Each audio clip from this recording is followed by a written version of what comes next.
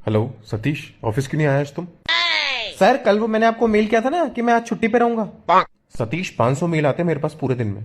Mail पे inform करोगे तो मैं कैसे याद रखूंगा? सर मैंने वो टीम्स पे भी पिंग किया था कि आज ऑफ रहूंगा। पूरा दिन टीम से मुझे 500 लोग पिंग करते रहते हैं, मैं किस किस का मैसेज याद रखूं?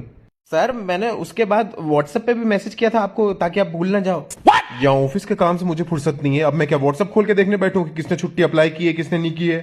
सर मैंने इंस्टाग्राम पे भी मैसेज भेज के आपको रिमाइंडर डाला था। अच्छा, सोशल मीडिया एप्स के थ्रू अब ऑफिशियल छुट्टियां बताई जाएंगी क्यों?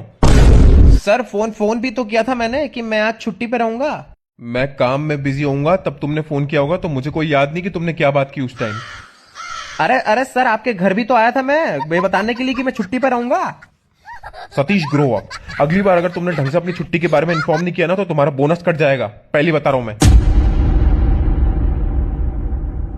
भैंच